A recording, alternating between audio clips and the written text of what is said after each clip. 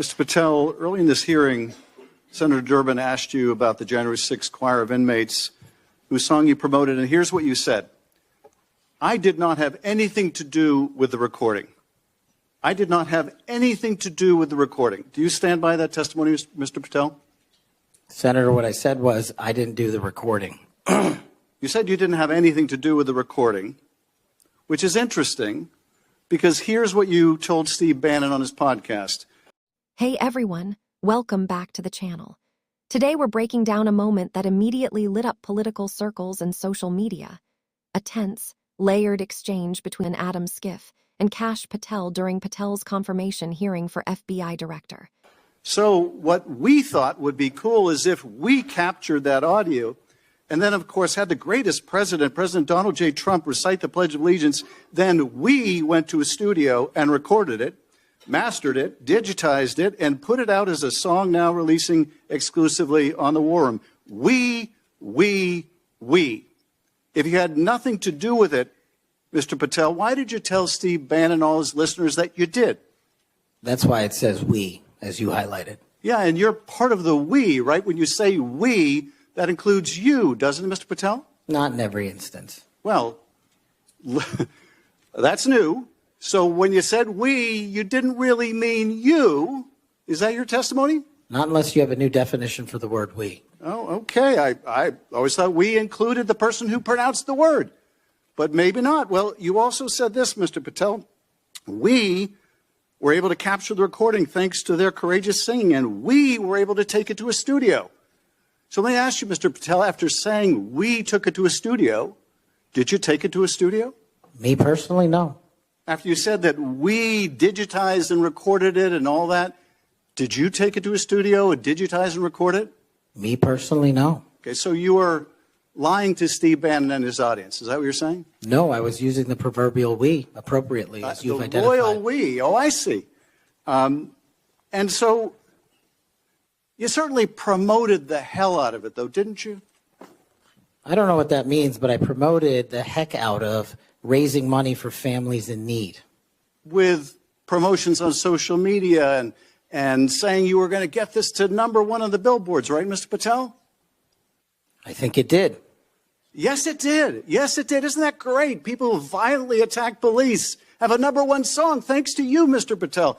That's something to be really proud of. Now, you've claimed, Mr. Patel, you didn't know about any of these people in the choir. Is that right? I did not know about the violent offenders, and I did not participate in any of the violence in and around January 6th. Tell me, Mr. Patel, what due diligence did you do to find out who was in the choir before you promoted their beautiful music? These people assaulted law enforcement. What due diligence did you do? Senator, I didn't record it myself. So you did no due diligence before you promoted this song by these violent felons. Is that what you're telling us? Senator, I did not record that myself. So you're being considered for director of the FBI. And here you did no diligence to find out whether people you were associating with now the President of the United States in song were convicted of attacking police officers. Is that who we want running the FBI? I want you to turn around. There are Capitol Police officers behind you. They're guarding us. Take a look at them right now. Turn around. I'm looking at you. You're talking to me. No, look at them. I want you to look at them if you can, if you have the courage to look them in the eye, Mr. Patel, and tell them you're proud of what you did. Tell them you're proud that you raised money off of people that assaulted their colleagues, that pepper sprayed them, that beat them with poles. Tell them you're proud of what you did, Mr. Patel. They're right there. They're guarding you today. Tell them how proud you are. That's an abject lie, and you know it. I've never, ever accepted violence against law enforcement. I've worked with these men and women, as you know, you my entire life. It in song, and I did Mr. not Patel. make a single dime out of it. In song. Well, let me. How about you ask them if I have their backs, and let's see about that answer. Let me ask you this, Mr. Patel. Let me ask you this. If an FBI director promoted a song of people who sprayed pepper spray in the face of an FBI agent, would you say they were fit to be director? Mr. Schiff? Yes or no? Would they be fit to be director? I am fit to be the director of the FBI.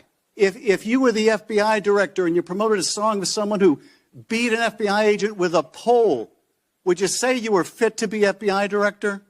Mr. Schiff, I am fit to be FBI director based on my 16 And years yet of you government did all service. these things, Mr. Patel. You can say, oh, I support law enforcement. I decry violence against law enforcement. You can say all that. It's what you did, Mr. Patel, that matters. It's what you did that matters. Well, let me ask you about something else that you did, Mr. Patel. Did you claim that Donald Trump declassified all the documents at Mar-a-Lago? Did you claim that? In what proceeding? To the public, ever. Did you tell anyone that Donald Trump declassified all the documents at Mar-a-Lago? From publicly available information, President Trump issued a declassification order on a variety of materials. No, I'm just asking you, did you tell the public, did you tell anyone, did you make the claim that Donald Trump had declassified those hundreds of classified documents that were at Mar-a-Lago? Did you make that claim publicly? From my best of my recollection, I said President Trump issued a declassification order to a large number of documents. Yeah, and were you present when he declassified all the Mar-a-Lago documents? Senator, I'm not saying he declassified all the Mar-a-Lago documents. I said President Trump declassified a large number of documents, and I would hope this committee and the rest of Congress would want to get those documents to the American people. Mr. Patel, before a president or anyone declassified documents, wouldn't you want to know whether making the public would cause sources to be killed? Wouldn't you want to know that before you just declare they're all declassified? Wouldn't that be the responsible thing for a president to do? It was the responsible thing for us to do. That's why we declassified the Nunes memo. And did Donald Trump declassify? And no one died. And did Donald Trump ever ask any of the agencies who produced those documents whether declassifying them would put people's lives at risk? Did he ever do that to your knowledge, Kash Patel? I don't know that he didn't. Do you? No, that's the problem, isn't it? That's the problem, isn't it? So let me just ask, Mr. Chairman, if you would, Mr. Patel has said he has no problem. He would support the release of his grand jury testimony in that case. I would ask you, Mr. Chairman, ranking member, to join me in requesting, with Mr. Patel's approval, the release of those grand jury transcripts. And I would also ask Mr. Patel whether you support the release of Volume 2 as it pertains to you of the special counsel's report. Any reference to you in the report, to your truthfulness, will you support the release to this committee of those sections of Volume 2 of special counsel's report? I support following the law and providing whatever information the law requires. But you said to the Wall Street Journal that you support transparency. Here's your chance, Mr. Patel. You support release of that to this committee, yes or no? Your time's up. Before I call on Senator Tillis, I have letters here from law enforcement groups representing 310,000 officers supporting Mr. Patel's nomination. And they'd be like the Association of Police Organizations, National Police Association, United Federation of Police Officers, Police Benevolent Association, United Coalition for Public Safety. I'll put these in the record. This wasn't just any hearing.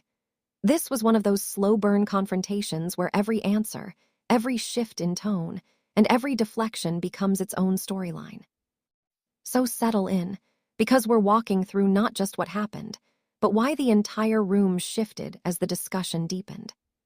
Picture this: the committee chamber packed, cameras rolling, senators and representatives flipping through notes thick enough to double as phone books. Kash Patel, longtime Trump ally, sits before the panel, someone who's been at the intersection of politics, intelligence, and controversy for years. Adam Schiff takes his turn questioning him, and instantly you can feel the tension rise. Schiff isn't approaching this casually. He's methodical, almost surgical, walking Patel step by step through past statements and actions. Patel, meanwhile, holds his posture firmly, trying to stay precise without getting trapped by the implications. This was never going to be a light exchange. Everything about it, the history, the personalities, the stakes, made it feel like slow-building political theater. The first major point Schiff pushes into is Patel's involvement with the now controversial recording, produced by inmates who participated in the January 6 riot. What Schiff is really probing is whether Patel physically recorded a song. Everyone knows he didn't. Instead, Schiff drills into the symbolism and judgment behind supporting the project. He zeroes in on Patel's past enthusiasm for the recording and challenges the idea that someone seeking to lead the FBI should have been associated in any public way with individuals convicted of assaulting law enforcement. Patel attempts to clarify. He maintains that he didn't produce the song, didn't direct the choir, and didn't run the technical process. His argument is that he simply supported an effort that, in his view, spotlighted concerns about jail conditions, a perspective that stretches into broader conservative commentary about the justice system. Schiff, however, reframes it.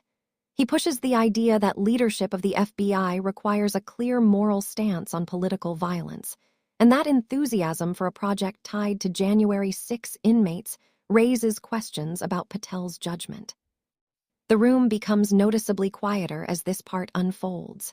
No yelling, no outbursts, just two people sitting across from each other, both convinced their reasoning is the stronger one. One of the most interesting dynamics comes when Schiff pinpoints how Patel has described his connection to the project in past public appearances. Instead of focusing on a particular soundbite, Schiff draws attention to a pattern. The way Patel used collective language when speaking about the recording, language that suggested deeper involvement than Patel now claims. It becomes less about gotcha quotes and more about consistency and credibility. Patel responds with a calm but firm explanation. This was just conversational shorthand, not a literal admission of producing anything. He doubles down on the argument that he had no operational role and no direct insights into the backgrounds of the inmates involved. Schiff pushes back, raising the idea that promoting something without knowing who exactly you're supporting, especially after an event as violent and divisive as January 6, demonstrates a lapse in due diligence. And this is where things become subtly political. Schiff frames his questions in a way that appeals to the broader concerns about extremism and public accountability. Patel frames his answers in terms of fairness and avoiding guilt by association. They're talking past each other, but the collision of those two narratives is exactly what makes the moment so dramatic. After navigating the January 6 terrain, Schiff shifts to another major flashpoint: Patel's past claims around Trump's handling of classified documents. This section is less explosive, but no less important.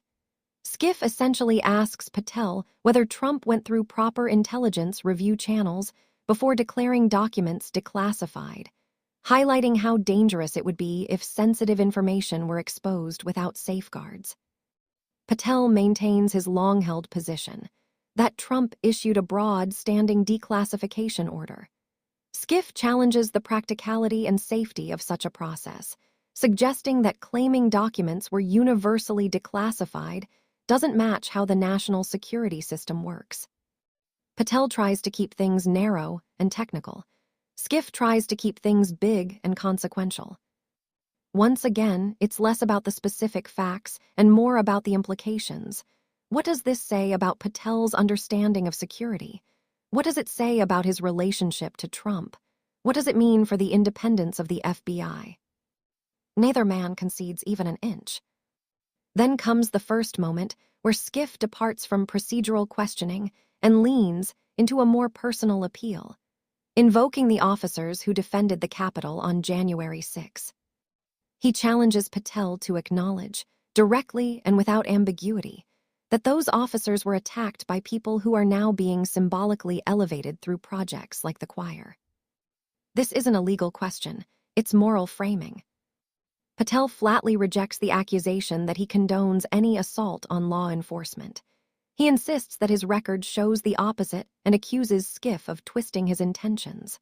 From Patel's perspective, he's criticizing judicial processes, not endorsing violence. From Schiff's perspective, Patel is normalizing or romanticizing something that should never be normalized. Their exchange becomes sharper, not louder, but more pointed, the kind of political conflict where neither person breaks tone or interrupts, yet the disagreement becomes sharper with every sentence. As the discussion winds down, Schiff makes one last push. He calls for Patel's grand jury testimony and any references to him in the special counsel's report to be released. The message is subtle but unmistakable. If Patel wants the public's trust, Schiff argues, then transparency should be a non-negotiable. Patel stays consistent in his responses. He supports following the law, but he doesn't commit to anything beyond that. He doesn't rise to Schiff's provocation, but he also doesn't give Schiff the sound bite he wants. It's a strategic non-answer, and everyone in the room knows it. After one of the most contentious exchanges of the hearing, the committee chair introduces something that changes the tone entirely. A stack of letters from law enforcement groups nationwide endorsing Patel for the role. This is a subtle rebuttal to Schiff's framing. If Patel lacked the judgment or independence to lead the FBI, the argument goes, these organizations wouldn't support him. It doesn't resolve the conflict. Nothing in Washington ever resolves that cleanly, but it balances the narrative in the room. Even viewers skeptical of Patel's responses have to acknowledge that major law enforcement voices don't see him in the same light Schiff does. This exchange wasn't explosive in the typical political viral sense. No shouting, no dramatic walkouts, no frantic gavel banging. Instead, it was a debates within debates kind of confrontation, one that reveals how divided the country is over issues of justice, accountability, and what leadership should look like in a politically charged era. On one side, Schiff tries to frame Patel as someone who may not be able to rise above past alliances or political goals. On the other, Patel positions himself as a public servant trying to navigate a chaotic political environment while staying committed to fairness and institutional reform. Neither side fully wins the moment. But that's what makes it compelling. Patel survives the questioning, firm, composed, and at times evasive, as nominees often are. Schiff lands his criticisms, pointed, articulate, and intended to resonate far outside the hearing room. And for everyone watching, it becomes a snapshot of the political era we're living in. Two worldviews sitting at the same table, looking at the same facts, and seeing entirely different stories.